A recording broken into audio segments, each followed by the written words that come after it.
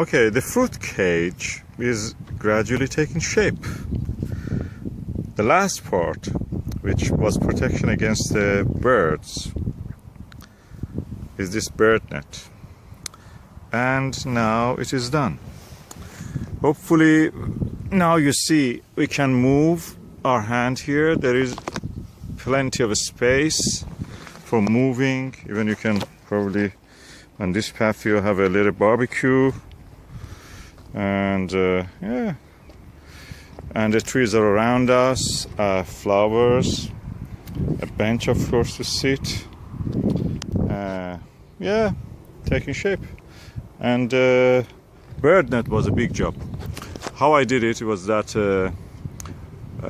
okay, putting the bird net, this material over the allotment without actually damaging the trees that we are trying to protect from the birds is a big challenge, I'm telling you.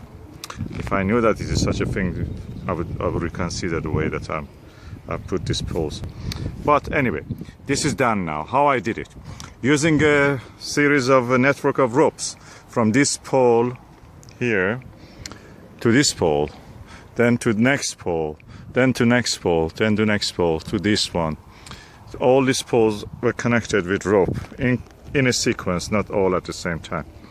And the trick was that when you have ropes here, you can practically do it single-handedly. One person is enough to do this. That's the way they use when they want to pass a cable over, for example, over a motorway, electric cable and other things. They use a rope for that purpose.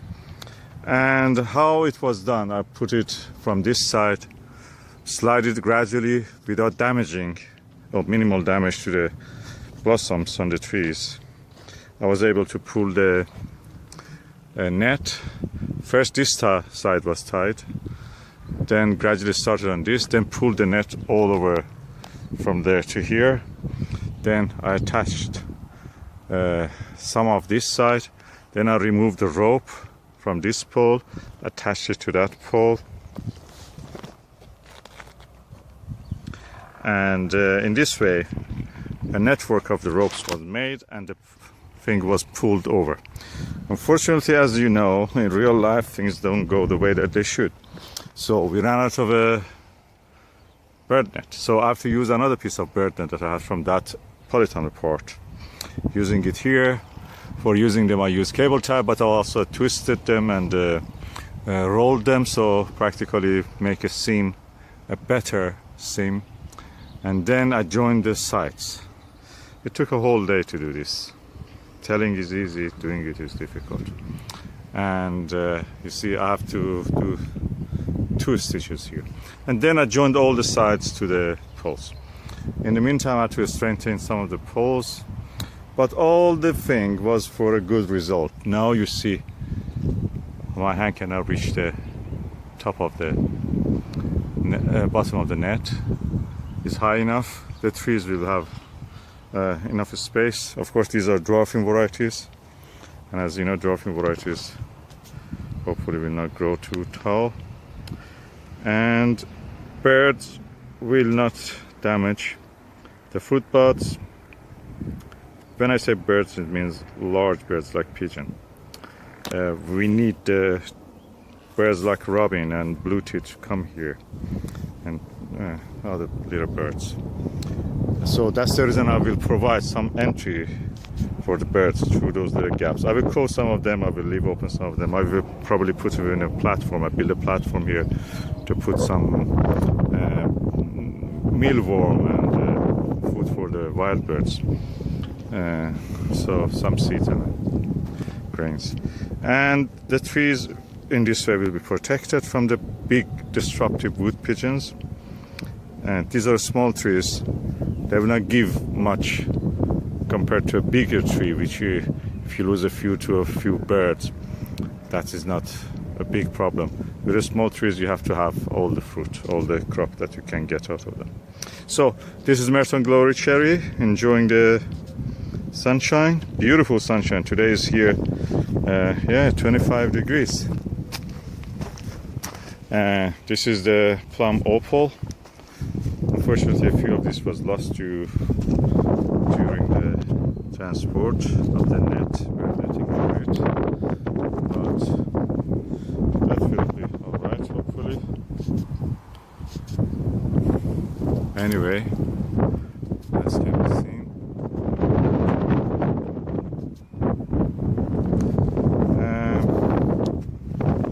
Doina.com is brought from the Ludlow Plant Center, Shropshire, giving blossoms. That's impressive for a first year tree planted. And as you see, they are gradually trying to open. And plenty of normal leaf just to provide with the photosynthesis. And as usual, as you see, the blueberries are covered around them in a circle with some wood chip to kill the weeds. I'm a little bit disappointed with the trees that I got from the Walcott Organic Nursery. They don't show much, and practically they should have cut this and provided a bigger tree when they want to send this. But anyway, this is the way it is. Is lagging behind other trees, but we will see, because it's a late variety. This is called Winter King. Winter King is a late variety, so I suppose that it may give also late some fruit from leaves. But I don't see any activity in these stems, so I wonder what's going on. As usual, the trees are bought from the Keeper's Nursery. The cherries were good, better than anything else. As I always say, cherries and plums are good and blueberries from the Keeper's Nursery. And pears and apples is good to get it from the Blackmore Nursery. Don't get the blueberries from them. I tried it, they died, they never replaced them. And they were very small indeed.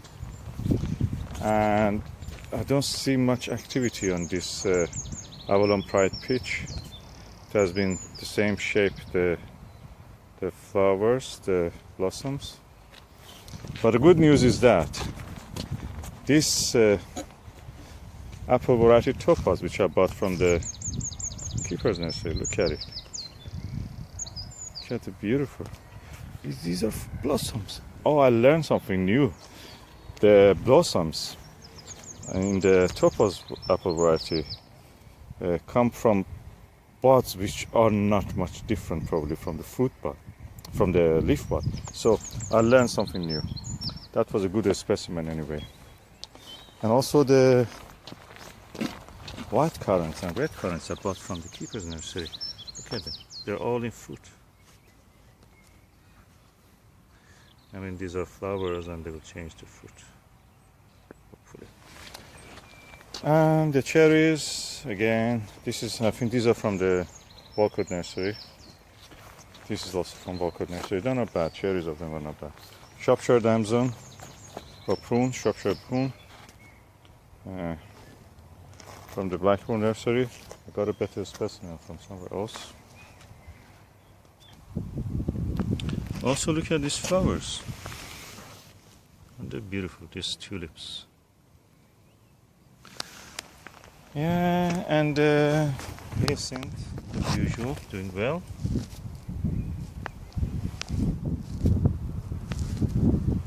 What a glorious day.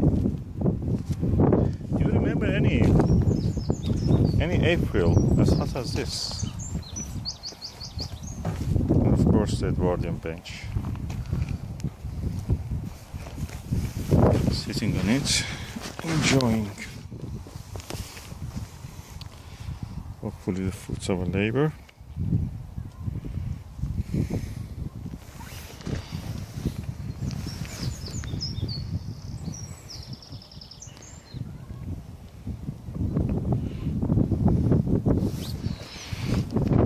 Just want to show you these pears. And pear is this one. Yeah. So many fruit buds. Pear variety Concord from Blackmore Nursery. I don't think I've came across any better pear than this. I have other varieties. and this is our sunset. Beautiful blossoms.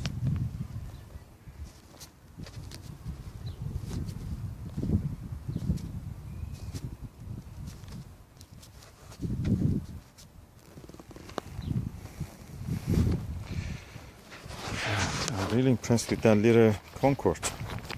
Just show what a good variety is Concord. This little Concord is from the keeper's nursery. First year, just a few leaves. Second year, look at it. It's full of fruit buds. And these are actually now going to be blossoms. And look at the beauty of this blossom.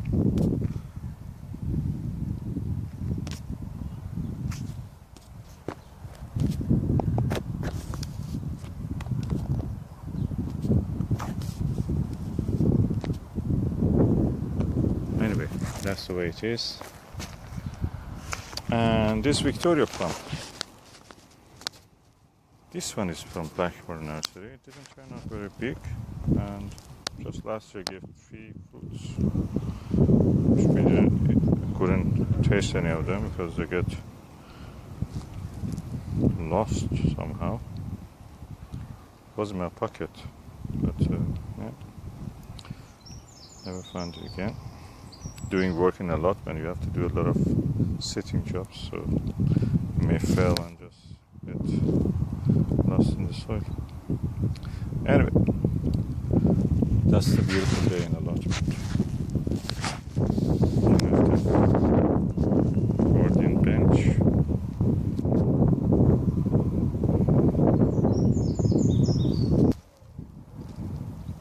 Lovely day in the allotment.